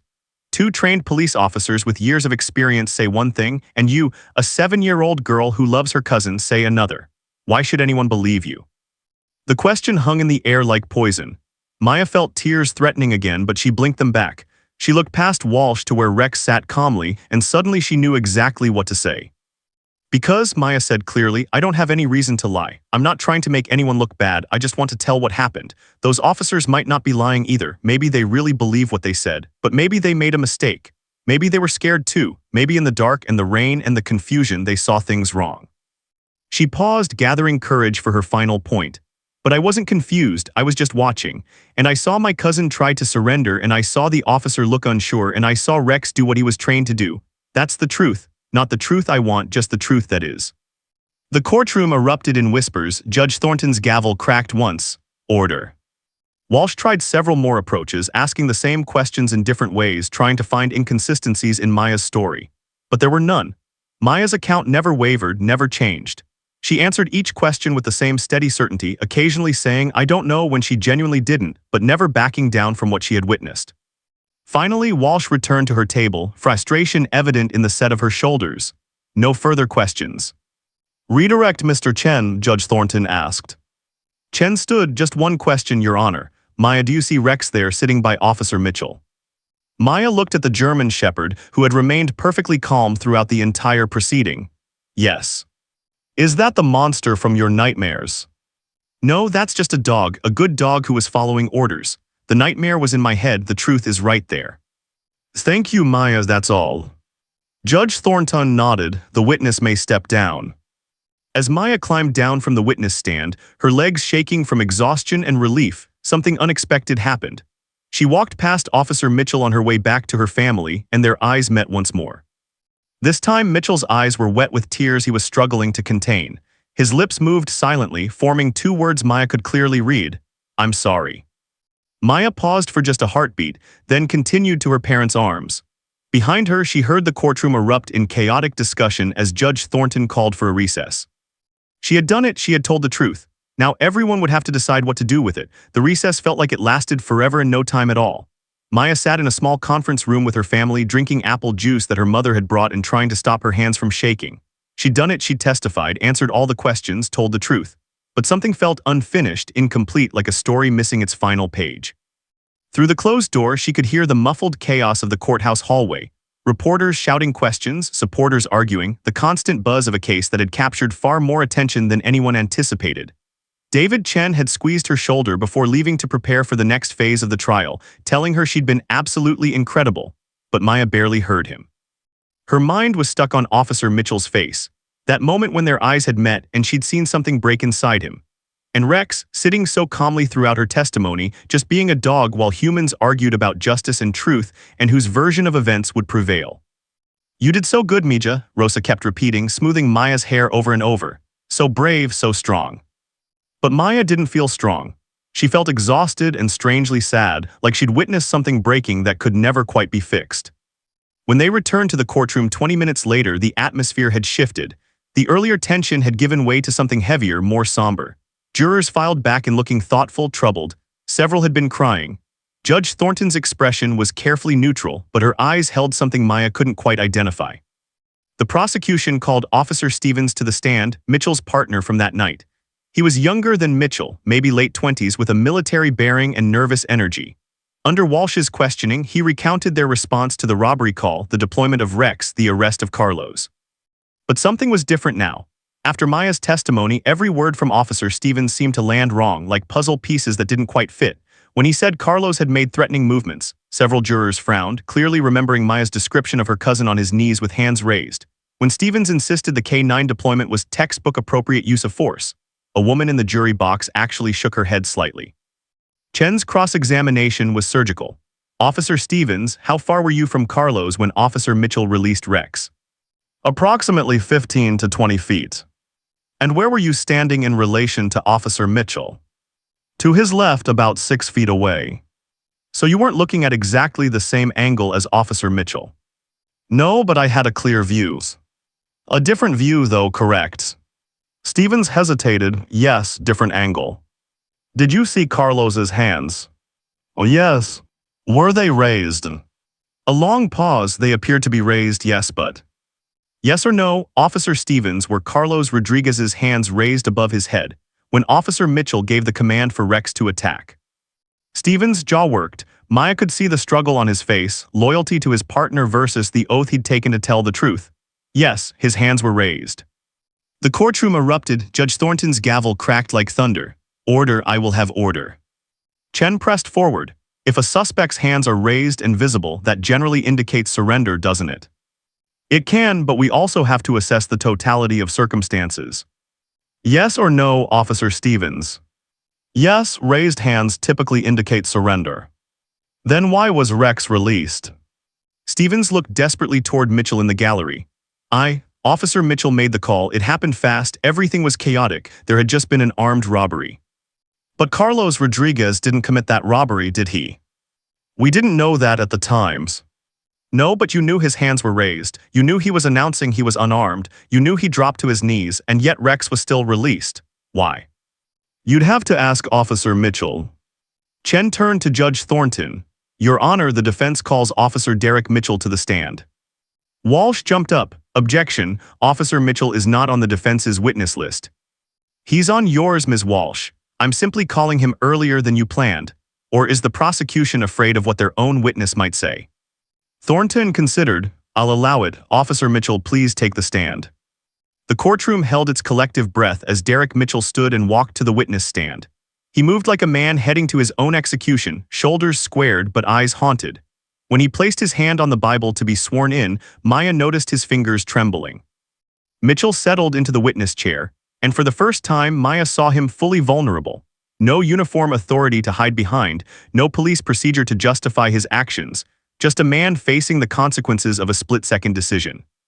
Chen approached slowly, his voice quieter than it had been with Stevens. Officer Mitchell, how long have you been a K-9 handler? 8 years. And how long have you worked with Rex specifically? 4 years since he completed his training. Would you say Rex is a good dog? Mitchell's eyes flicked to where Rex sat, still calmly waiting. Something in his expression softened. Yes, Rex is an excellent dog, the best partner I've ever had. Has he ever attacked anyone inappropriately? No, nevers. So when Rex bit Carlos Rodriguez, he was following your command? Oh, yes. Which means if that bite was inappropriate, the fault lies with you, not Rex, correct? Mitchell's voice was barely above a whisper. Yes. Chen let that hang in the air. Officer Mitchell, you heard Maya Rodriguez's testimony. Did she accurately describe what happened that night? Walsh stood. Objection. The witness can't testify to what another witness saw. I'm asking if her description of his actions was accurate, Your Honor. Thornton nodded. I'll allow it. Answer the question, Officer Mitchell. Mitchell's hands gripped the armrests of the witness chair. His face was pale, jaw clenched so tight Maya could see the muscles jumping. When he finally spoke, his voice was rough with emotion. The little girl, Maya, she said. I looked confused, uncertain. Were you? A long silence, then yes. The courtroom exploded. Judge Thornton's gavel cracked repeatedly. Order, order in my courtroom. When silence finally fell, Chen continued, his voice gentle but relentless. Why were you uncertain, Officer Mitchell? Because, Mitchell's voice broke, he took a shuddering breath. Because Carlos Rodriguez's hands were raised, because he was on his knees, because he was announcing he was unarmed. Every indicator said he was trying to surrender. Then why did you release Rex? Mitchell's composure finally shattered. Tears spilled down his cheeks, a decorated police officer crying on the witness stand in front of a packed courtroom. Because Stevens said something about the robbery being armed, because I was amped up on adrenaline. Because in that split second, I convinced myself that raised hands could be a trick, that he might be reaching for something, because I made a mistake. The last words came out as barely more than a whisper, but in the silent courtroom, everyone heard them clearly. A mistake, Chen repeated softly. Officer Mitchell, in the 4 years you've worked with Rex, have you ever regretted giving him a command? Never, not once. Mitchell looked directly at Carlos, whose face was wet with tears. Not until that night. What did you think immediately after Rex bit Carlos? Mitchell covered his face with his hands. His voice was muffled but audible. I thought, what have I done? I saw his face. This kid, this terrified kid who'd been trying to comply, and I knew I'd made a terrible mistake. I knew it instantly. But you didn't say that in your report, did you? Mitchell lowered his hands and his face was a mask of guilt and shame. No, Stevens and we talked afterward. He said the deployment was justified given the circumstances, that we'd followed protocol. And I wanted to believe him because the alternative was admitting I'd hurt an innocent kid. So I wrote the report to justify what I'd done instead of admitting what I'd done was wrong. Walsh was on her feet. Your Honor, I need to confer with my witness. Sit down, Ms. Walsh, Thornton said coldly. Your witness is testifying under oath. He'll continue. Chen glanced at his notes, then made a decision. No further questions, Your Honor. But Maya couldn't let it end like this. Something inside her, some need for closure, for connection, for understanding, made her stand up in the gallery. Can I ask something? Every head in the courtroom swiveled toward her. Judge Thornton raised an eyebrow. Young lady, you're not an attorney. Please, Maya's small voice carried surprising authority. I just need to say something to Rex. Thornton looked like she might refuse, but something in Maya's expression stopped her. This is highly irregular, but I'll allow it. Bailiff, help Maya down. Maya's heart pounded as she walked toward the front of the courtroom. She wasn't sure what she was doing or why, only that it felt necessary, like the final piece of a puzzle clicking into place. She stood in the center of the courtroom, visible to everyone, the judge, the jury, the lawyers, her family, the press, and most importantly to Rex and Officer Mitchell. The German shepherd watched her approach with calm curiosity, his tail giving a small wag. Mitchell's face was still wet with tears, his expression broken. Maya knelt down slowly, maintaining the careful distance Chen had taught her, close enough to be heard, far enough to be safe. She looked into Rex's intelligent brown eyes, and in them saw no malice, no aggression, just a dog who had always done exactly what he was told. The entire courtroom leaned forward, straining to hear what this 7-year-old girl could possibly have to say to a police dog who had torn into her cousin's flesh. Maya's voice was clear and certain, "Good boy." The two words echoed in the absolute silence of the courtroom. "Good boy," Maya repeated louder now, her eyes filling with tears. "You're such a good boy, Rex." Then she turned to face the judge, the jury, and most importantly, Officer Mitchell. Her small face was fierce with conviction, her voice stronger than anyone had heard it. "Rex is a good boy," the words burst from her with passionate intensity. "He did what they trained him to do, he was just following orders. When his person told him to bite, he bit. That's what good dogs do, they listen to their people." Tears streamed down her face, but she wasn't finished. She pointed at Mitchell with the devastating honesty only children possess. "But the orders were wrong. Carlos had his hands up, I saw it. Rex saw it too, but Rex doesn't know what hands up means. He just knows bite and stop and good boy. He can't decide if someone's innocent or guilty, he just does what he's told." The courtroom was utterly transfixed. Several jurors were openly crying now. Maya's voice dropped, but in the silence it carried to every corner. "Right after Rex bit Carlos, I heard Officer Mitchell say something. He said," she looked directly at Mitchell, "he said, 'Oh God, I thought he was going for something.' He cursed and he sounded scared and sorry, like he knew right away he made a mistake." Mitchell's head dropped into his hands, his shoulders shaking with sobs. "That's not in the police report, is it?" Maya asked, with logic far beyond her years. "The words he said right after, the sorry words, those didn't go in the report." Chen was frozen at the defense table, realizing his 7-year-old witness had just delivered the most devastating closing argument he'd ever heard. Maya walked closer to Rex, and this time Mitchell made no move to stop her. She reached out slowly, and the German shepherd sniffed her hand, then gently licked her fingers. More than one person in the gallery gasped. "Good boy," Maya whispered one more time, scratching behind Rex's ears the way she'd learned from her library books about German shepherds. "It's not your fault. You're just a good boy who got told to do a bad thing." She stood and faced Officer Mitchell directly. The decorated K-9 officer and the 7-year-old girl locked eyes across 3 feet of space that felt like an ocean. "I don't think you're a bad person," Maya said quietly. "I think you made a mistake. A really big, really bad mistake that hurt my cousin, and then you made another mistake by not telling the truth about it right away. But you're telling the truth now, that's something." Mitchell's voice was hoarse. "I'm so sorry, God, I'm so sorry." "Tell Carlos," Maya said simply, "and tell the truth to everyone else so this doesn't happen to somebody else's cousin." She walked back to her family's arms, leaving a courtroom full of people stunned into silence. Judge Thornton had to wipe her own eyes before she could speak. "Does the prosecution wish to cross-examine?" Her voice was thick with emotion. Walsh looked at her notes, at the jury's faces, at Officer Mitchell's broken expression, and made a calculation. "No, Your Honor, the prosecution rests." Because what could anyone possibly say after that? A 7-year-old girl had just dismantled their entire case with 2 words, and a child's understanding of the difference between following orders and the morality of those orders. Judge Thornton called for a recess, but no one moved. They were all too busy processing what they'd just witnessed, not just testimony, but truth delivered with a purity that only children possess. In the hallway afterward, reporters swarmed, but Maya was rushed past them to a private room. Inside, David Chen knelt before her, his eyes shining. "Maya Rodriguez," he said softly, "you just gave the most powerful testimony I've ever witnessed in my entire career. You didn't just tell the truth, you made everyone understand it. Do you know that?" Maya shook her head. "I just said what was real. Rex is good, Carlos is good, Officer Mitchell made a mistake, that's all just true." "Yes," Chen agreed, "but sometimes the hardest thing in the world is getting people to see the truth clearly. You did that today. Whatever happens next, you did that." What happened next would change everything. But in that moment, Maya just leaned against her mother and finally let herself cry, not from fear or sadness, but from the overwhelming relief of having carried a terrible weight and finally being able to set it down. The truth was out, now it was up to others to decide what to do with it. The jury deliberated for only 3 hours. In a case this complex, with this much riding on conflicting testimonies and split-second decisions, 3 hours was remarkably fast. David Chen knew what that meant. Maya's testimony had been so powerful, so undeniable, that there was little left to debate. The Rodriguez family waited in the courthouse hallway, unable to leave, unable to sit still, unable to do anything but pace and pray and hold each other. Maya sat on a bench between her parents, swinging her legs, watching people pass by with their briefcases and worried faces. She felt strangely calm now, empty of the fear that had consumed her for weeks. She'd done what she came to do.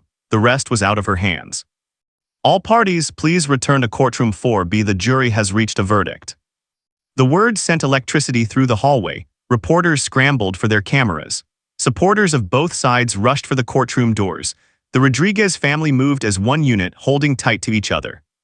Inside the courtroom, Carlos sat at the defense table looking smaller than ever, his bandaged arm resting on the table like evidence that couldn't be ignored. His eyes found Maya's across the room, and she gave him the bravest smile she could manage. Officer Mitchell sat in the gallery, no longer in uniform but in civilian clothes, slacks and a button-down shirt that made him look younger, more vulnerable. Rex was not with him. The dog had been returned to the K-9 unit facilities. Mitchell's face was gaunt, his eyes red-rimmed from tears and sleepless nights.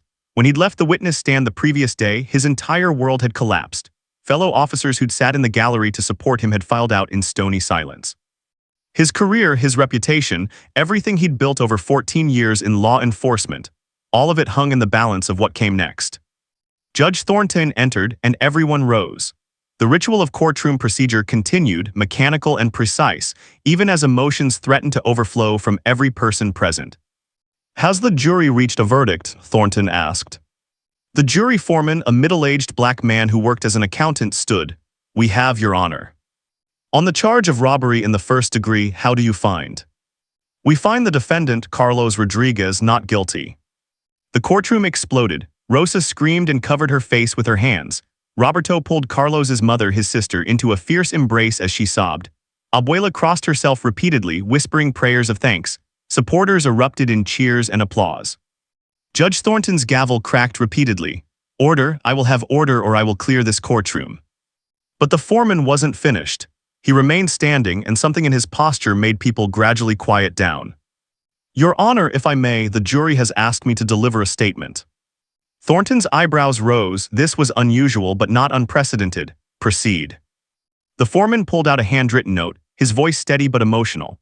"We, the jury, wish to state for the record that this was one of the most difficult cases we've ever been asked to deliberate. However, the testimony of 7-year-old Maya Rodriguez was so clear, so consistent, and so compelling that we had no choice but to find reasonable doubt in the prosecution's case." He paused, looking directly at Maya, who sat very still in her mother's arms. That young girl demonstrated more courage and integrity than many adults will show in a lifetime. She told the truth even when it was terrifying to do so. She made us understand that this case was never about a boy versus police or a family versus the system. It was about a moment when fear and poor judgment led to an innocent person being hurt. The foreman turned to Officer Mitchell. "We also want to acknowledge that Officer Derek Mitchell's ultimate honesty on the stand, though it came late, showed character. His admission of error took tremendous courage. We hope this case leads to better training and protocols so that other officers won't face the impossible split-second decisions that led to this tragedy." Finally, he looked at the judge. "And we want to say something about the dog, Rex. That animal is not to blame. He performed exactly as trained. The failure was human, not canine. We hope Rex continues his service with a handler who will deploy him appropriately." Thornton nodded slowly, visibly moved. "Thank you, Foreman. The jury is dismissed with the court's gratitude for your service." She turned to Carlos. "Mr. Rodriguez, you are free to go. All charges are dismissed. This court apologizes for what you've endured."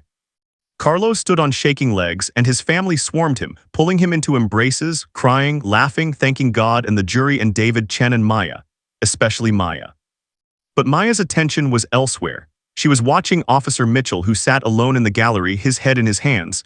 While everyone else celebrated, he looked like a man who'd lost everything, and maybe he had.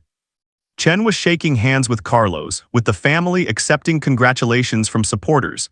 But then he noticed Maya staring at Mitchell, and he followed her gaze. "What are you thinking, kiddo?" he asked softly. "He's all alone," Maya said. "Everyone's mad at him, but he told the truth. Doesn't that count for something?" Chen knelt down to her level. It counts for a lot, Maya, but actions have consequences even when we try to make them right afterward. Officer Mitchell will face a department investigation. He might lose his job. He'll definitely face discipline. That's part of being accountable. But he was brave too, Maya insisted. When I testified, he could have kept lying. He could have said I was wrong, but he didn't. He told the truth even though it hurt him. That's courage, isn't it?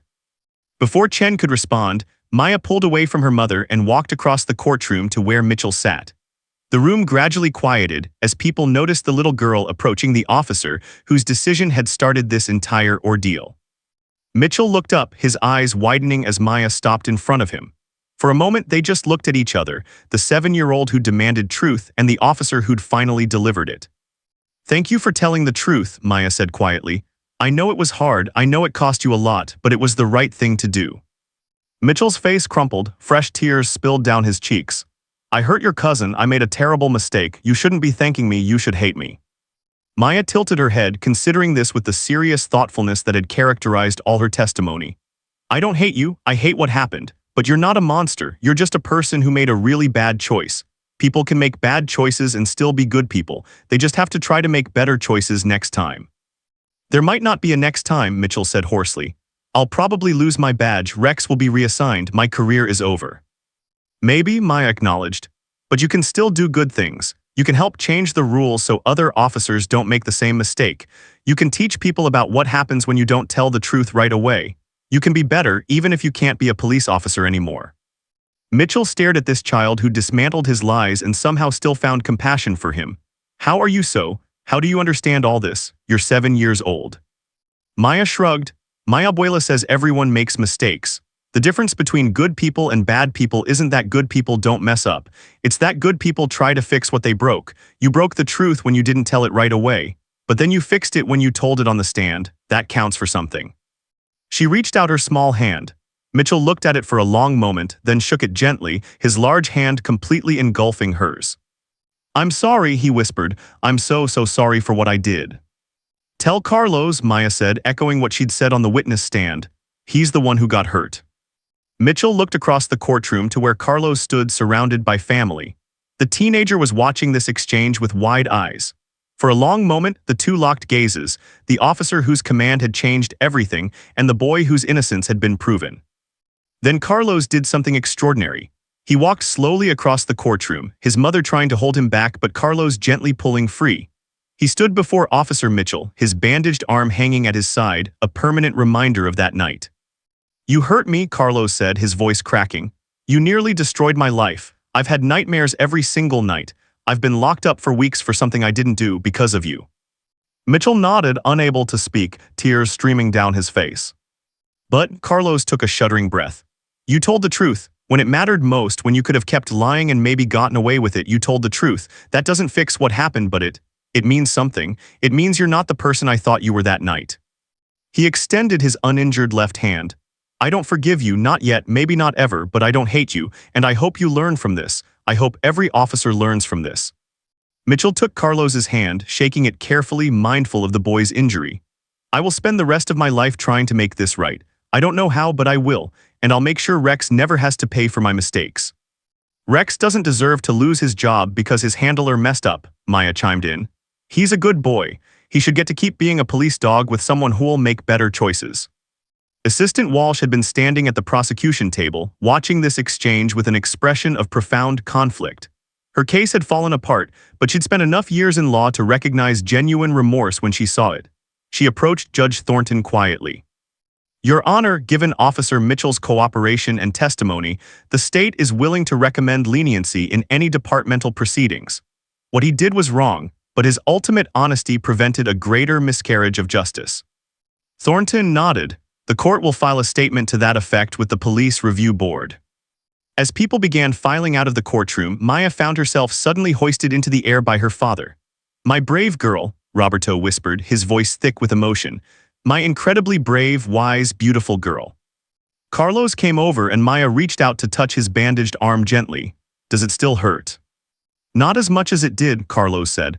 "The doctors say the scars will fade, maybe not all the way, but they'll fade." "That's good," Maya said, "and maybe the scared feelings will fade too, not all the way, but fade." David Chen gathered his papers, exhausted but triumphant. Sophie burst into the courtroom and ran to her father, who picked her up and spun her around. "Dad, did you win? Did Maya's testimony work?" "Maya's testimony didn't just work," Chen said, setting his daughter down and smiling at Maya. "It changed everything. She didn't just free Carlos, she gave us all a lesson in what truth and courage really look like." Outside the courthouse, reporters mobbed the Rodriguez family, shouting questions, thrusting microphones forward. But Rosa and Roberto shielded Maya, pushing through to their car while David Chen gave a brief statement about justice being served and the courage of a 7-year-old witness. As they drove away, Maya watched the courthouse shrink in the rearview mirror. Through the crowd, she caught one last glimpse of Officer Mitchell standing alone on the steps, watching them leave, his hand raised in a small, sad wave. "Mommy," Maya asked quietly, "what happens now?" Rosa turned in her seat, reaching back to stroke her daughter's hair. "Now me Amber, life goes back to normal. Carlos gets to come home, you get to go back to school and just be a kid again. And somewhere some police officers are going to learn from what happened here. They're going to make better rules, do better training, so maybe the next Carlos won't get hurt." "And Rex," Maya asked, "what happens to Rex?" "Rex will be fine," Roberto said from the driver's seat. "Dogs don't carry guilt like people do. He'll get a new handler and keep doing his job. He'll be okay." Maya nodded, satisfied. She thought about her testimony, about standing in front of all those people, and saying those two simple words that had somehow broken through weeks of lies and confusion and legal complexity. "Good boy," she whispered to herself, thinking of Rex's soft fur under her fingers, his gentle brown eyes, the way his tail had wagged when she'd called him good. Sometimes the most powerful truths were the simplest ones. Sometimes all it took to change everything was seeing clearly and having the courage to say what you saw. Maya closed her eyes and for the first time in weeks felt no fear about the nightmares that might come. Because now she knew the truth was stronger than any nightmare. And the truth was out there, free, changing things in ways she couldn't even imagine yet. 2 words had shattered everything. Now those same 2 words would help rebuild it, differently, better, more honestly. "Good boy," she whispered one more time and smiled. 6 months after the trial, Maya Rodriguez stood at the front of Jefferson Elementary School's auditorium, her pink backpack slung over one shoulder, facing 200 fidgeting second through 5th graders. Public speaking still made her nervous. Her palms were sweaty and her stomach did little flips, but it was a different kind of nervous than the terror she'd felt in that courtroom. This was the good kind of scared, the kind that meant you were about to do something important. Behind her on the projection screen was a photo that had made national news. 7-year-old Maya kneeling beside Rex, her small hand on his head, whispering "good boy," while a courtroom full of adults watched in stunned silence. The image had been captured by a courtroom sketch artist and later recreated as a photograph for news outlets. It had become iconic, a symbol of truth, courage, and the complicated nature of justice. "Hi," Maya said into the microphone, which squeaked with feedback, making several kids giggle.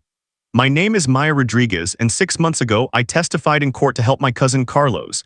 Today, I want to tell you why telling the truth matters, even when it's really, really scary." This was the 14th school presentation Maya had given. What had started as a single assembly at her own school had grown into something much bigger. Teachers across 3 school districts had reached out, asking if Maya would share her story. News outlets had dubbed her the voice of truth and the child who changed policing. Time magazine had featured her in their most influential kids issue, alongside young activists and inventors and entrepreneurs. But Maya didn't feel influential. She just felt like herself, a girl who'd seen something wrong and said so. "Before the trial, I had nightmares every night," Maya continued, her voice growing stronger as she settled into the familiar rhythm of her presentation. "I was scared of police dogs, I was scared of courtrooms, I was scared of saying the wrong thing and making everything worse. But my abuela told me something important. Courage isn't about not being scared, it's about being scared and doing the right thing anyway." In the front row, Abuela sat with Rosa and Roberto, her weathered face proud and tear-streaked as always when Maya spoke. Beside them sat Carlos, now 17 and wearing a Jefferson Community College hoodie. He'd enrolled in criminal justice courses with the goal of becoming a lawyer. "Someone who fights for people who can't fight for themselves," he'd said. The scars on his arm were still visible, pink and raised, but fading as the doctors had promised. He wore them now without shame, rolling up his sleeves instead of hiding them. They were proof, he said, of survival and truth. "The hard part about telling the truth," Maya explained to the sea of young faces, "is that sometimes the truth makes people you care about look bad. Officer Mitchell wasn't a monster. He was just a person who made a really bad choice and then made it worse by not admitting his mistake right away. But when he finally told the truth, even though it hurt him, that took courage too." The auditorium doors opened quietly, and Maya's heart jumped as she recognized the figure slipping in to stand at the back. Officer Derek Mitchell, no longer in uniform, wearing jeans and a simple jacket, raised his hand in a small wave. Maya smiled and continued. Mitchell's presence at these events had become regular over the past 2 months. After a departmental investigation, he'd been suspended without pay for 6 months, demoted and required to undergo extensive retraining. But he hadn't been fired. Judge Thornton's statement, Maya's words about his ultimate honesty, and a groundswell of public opinion that valued redemption over pure punishment had saved his career. Barely. He'd lost his position as a K-9 handler.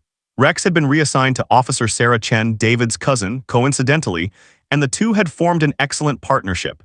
Mitchell had been reassigned to community outreach and youth education, working to rebuild trust between police and the communities they served.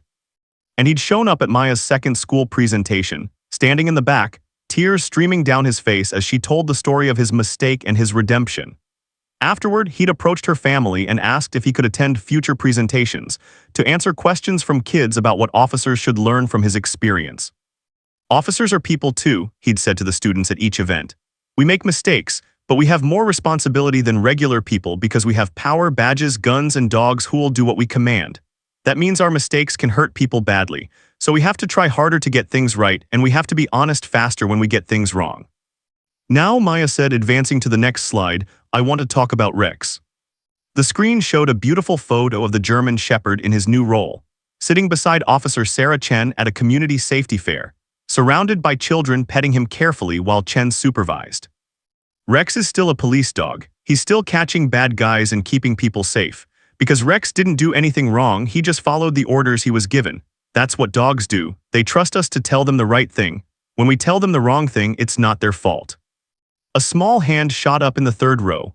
Maya recognized Sophie Chen, David's daughter, who'd become one of her closest friends. Can we meet Rex? Sophie asked, even though she already knew the answer. Maya grinned. Actually, yes, Officer Chen is outside with Rex right now, but first we have another special guest. The auditorium doors opened again, and this time Carlos stood and walked to the front.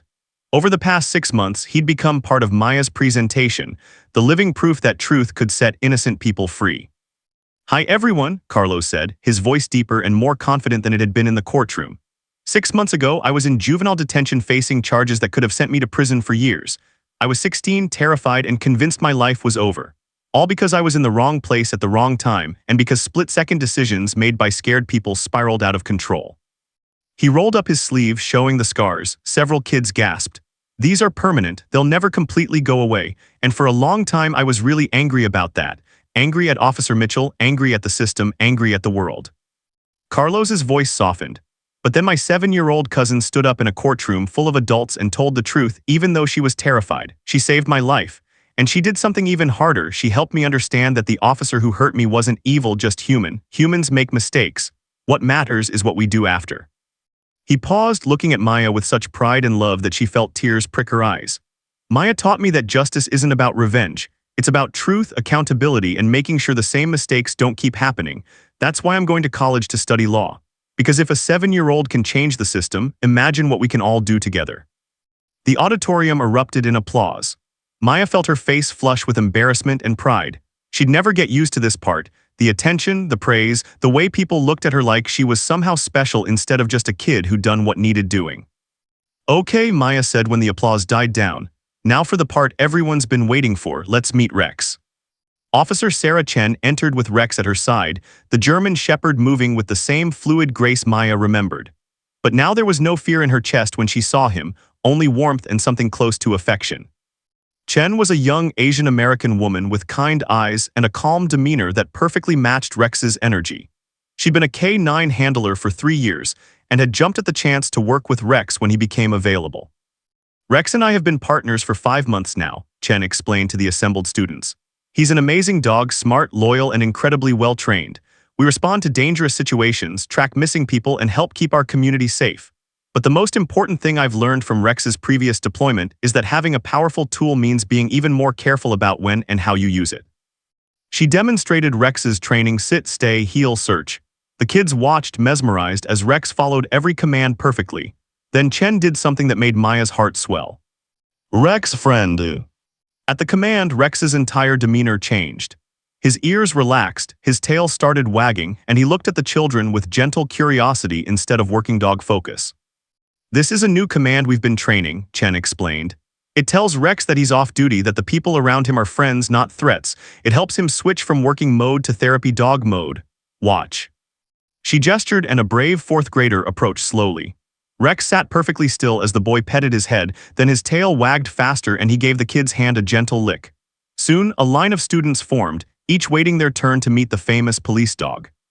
When it was Maya's turn, saved for last, she knelt down and Rex's tail went into overdrive. He remembered her, she was sure of it. Maybe not the courtroom specifically, but the gentleness, the understanding, the good boy that had meant so much.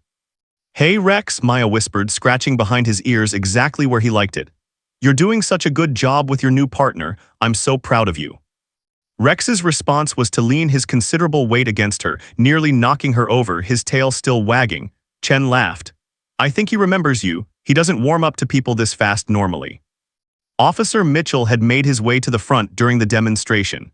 He stood a respectful distance away, watching his former partner with an expression of bittersweet pride.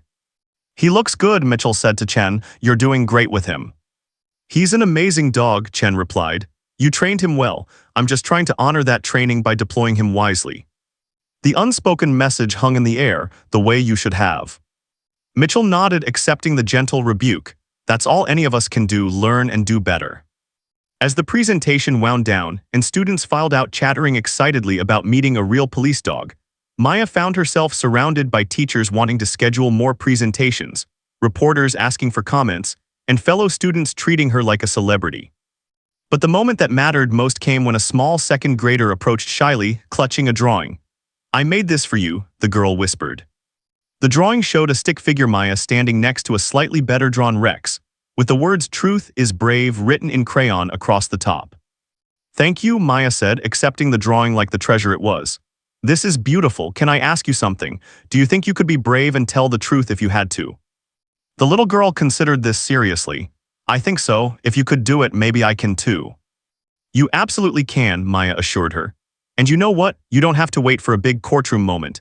You can practice telling the truth every single day, even about small things. That's how you get ready for the big moments." The girl nodded solemnly and skipped away, clutching her own copy of the Truth is Brave drawing. David Chen approached Sophie at his side.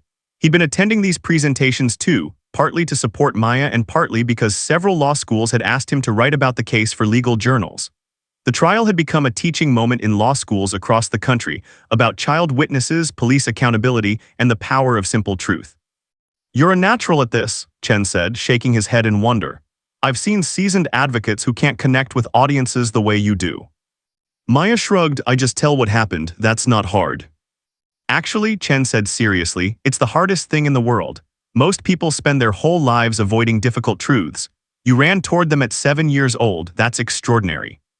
Later that evening, the Rodriguez family gathered for dinner, a normal weeknight dinner that felt miraculous after months of stress and trauma. Carlos was there, no longer in detention, no longer facing charges, just a regular teenager complaining about his college algebra homework. Abuela made her famous arroz con pollo. Roberto told bad jokes that made everyone groan. Rosa fussed over Maya, making sure she ate her vegetables. Normal, beautifully, wonderfully normal. After dinner, Maya retreated to her room with Mr. Buttons, who still held the place of honor on her bed despite being worn and slightly lopsided from years of hugging. She pulled out her journal, a habit she'd started after the trial, something her child psychologist had recommended for processing everything she'd been through. "Today I gave another presentation," she wrote in her careful second-grade handwriting. "Rex was there. He remembered me, I think. Officer Mitchell was there too. He still looks sad sometimes, but less sad than before. Maybe that's what healing looks like, being less sad bit by bit." A little girl gave me a drawing that said, "Truth is brave." I'm going to keep it forever, because that's what I learned from all of this. Truth is brave. It's braver than lying or hiding or pretending things didn't happen.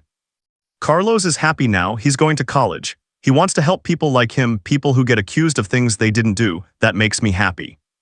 I still have nightmares sometimes, but not as much.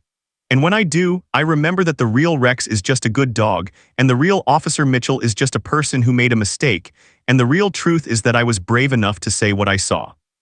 That's enough, that's everything. She closed the journal and looked at the photo on her nightstand, the one taken at a community healing event 2 months after the trial. In it, Maya stood between Carlos and Officer Mitchell, with Rex sitting calmly at their feet. All of them were smiling, though Mitchell's smile was tinged with sadness and Carlos's was still a bit uncertain. But they were together. Perpetrator and victim, witness and accused, dog and humans, all connected by a moment of violence that had somehow impossibly transformed into a moment of truth and healing. The changes rippled outward from that moment in ways Maya was only beginning to understand. The Jefferson County Police Department had completely overhauled its K-9 deployment protocols. Officers now underwent quarterly reviews of their force decisions. Body cameras were mandatory for all K-9 handlers. A civilian oversight board had been established to review use of force complaints. Other departments across the state had taken notice. Maya's Law, as activists had nicknamed it, was working its way through the state legislature, a bill requiring enhanced training and accountability measures for all police K-9 units. And Rex continued being a very good boy, catching bad guys and protecting people, but now with a handler who understood that great power required even greater wisdom. Maya's phone buzzed with a text from Sophie. "My dad says you're going to be on the news again tomorrow. Something about a state award." Maya groaned, another ceremony, another round of attention. But she texted back, "Only if you come with me, I need backup." Always, that's what best friends do. Maya smiled and set down her phone. She picked up Mr. Buttons and hugged him close, the way she'd done since she was 3 years old. "We did good, Mr. Buttons," she whispered to the stuffed dog. "We told the truth and the truth made things better. Not perfect, Carlos still has scars and Officer Mitchell still feels bad and Rex got a new person. But better, that counts for something." Mr. Buttons, as always, didn't answer. But in the comfortable silence of her room, with her family's laughter echoing from downstairs and the knowledge that Carlos was home and safe, Maya felt something she hadn't felt in months. Please. She'd been 7 years old when she stood in that courtroom and said 2 words that changed everything. Now she was 8, older, wiser, but still fundamentally the same girl who believed that truth mattered more than comfort, that courage meant facing your fears, and that sometimes the most powerful thing you could do was simply tell people what you saw. "Good boy," she whispered one more time, thinking of Rex sleeping peacefully in Officer Chen's home, dreaming whatever dreams good dogs dream. And then she turned off her light and went to sleep, knowing that tomorrow would bring new challenges, new opportunities to speak truth, new chances to make the world a little bit better. Because that's what Maya Rodriguez did now. She wore her pink backpack, went to school, did her homework, played with her friends, and reminded the world, through presentations and interviews and simple daily acts of honesty, that justice wasn't complicated. It was just about seeing clearly, speaking truthfully, and having the courage to say good boy when something was right, and this is wrong when something wasn't. Sometimes that's all it takes to change everything. The end.